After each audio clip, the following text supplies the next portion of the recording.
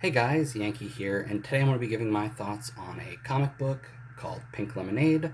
This was published by Oni Press. I think it was a 6-issue miniseries, and I picked it up in trade, obviously. Written, illustrated, and colored by Nick Cagnetti, who is a name that I'd never heard of before. Um, did like a quick search after reading this to see if he'd done anything else, and he hasn't really done a whole lot. But yeah, so this is a superhero comic, but it's more just sort of looking at sort of superhero like through media and like different aspects of that. So it's like we see a little bit of like superhero comic stuff and movie stuff and like cartoons and stuff like that. And the thing that really kicks off the plot towards I think the middle of issue 1 is our main character Pink Lemonade stumbling into uh, filming of a superhero movie. And so we really look at like different kinds of superheroes and sort of like how they sort of change through time. And so our main character, Pink Lemonade, has amnesia. She has no idea who she is. She doesn't even know her name. The name Pink Lemonade is something that she just sort of got just before the comic starts, where she went to some young girl who had a lemonade stand and bought some pink lemonade, and that just sort of became her name. And that little girl that she bought lemonade from meets Pink Lemonade on like a bench, and she's with her mother, and they have a little conversation, and they bring her back to their house to give her dinner, right? And while she's there, the mother has this huge collection of a superhero, like memorabilia and stuff like that, called OJ Bot, and he is sort of your like. I don't want to like. I'm not trying to like put it down or anything, but he's like the generic good guy hero, right? Like your like the idea of what people have of Superman, where he's just like always good, always doing the right thing, always like things like that. And Pink Lemonade, not really knowing anything, uh, sees that and sort of says, "All right, I want to be a hero like that. I just want to do good and help as many people as I can."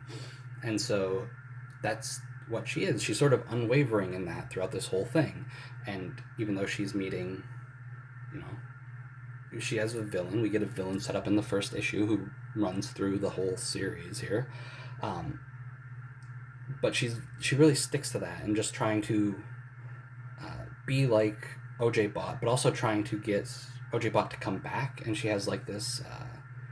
She has it in her head that OJ Bot needs to come back. Like we need more stuff like this.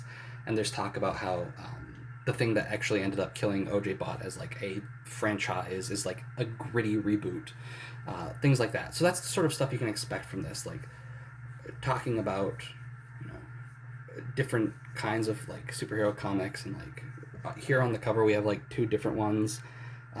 Like down there, I forget what his name is, but he's sort of like an old school kind of like more pulpy kind of hero, right?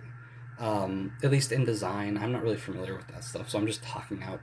I'm just like making stuff up when I come with that. But that's sort of like the vibe I got, right? Like a Flash Gordon type. And then over here we've got sort of like our '90s hero who's like giant and muscular and like has guns and stuff with Rex Radical. And so we're getting like different glimpses of different kinds of superheroes and stuff in this, and sort of like how like movies and like cartoons. And there's one part in issue 5 where we really get a different look at like how a superhero can have like so many iterations and like things like that. And I don't want to give too much away about it because I really do like this book, and I think if you like superhero comics you should give it a look. It's really fun. The artwork is uh, it's good. I like it a lot. There's a few points where the way Nick Cagnetti draws faces isn't really to my preference. But I do think the artwork is good, and I think Pink Lemonade's design in particular is excellent. Let me grab a couple of pages here just to show you. Like, look at this. The artwork there is really good. Um, let's see if I can find one with Pink Lemonade with her helmet off. All right, here we go. And this is sort of like my last little nitpick about it. Um, so there's Pink Lemonade without her helmet on. Artwork's good. Uh, my only other little tiny nitpick about the art is the scar on Pink Lemonade's head that I just showed you right there. It looks kind of weird, just the way it's drawn. It looks like a vein almost. So I didn't even know it was a scar.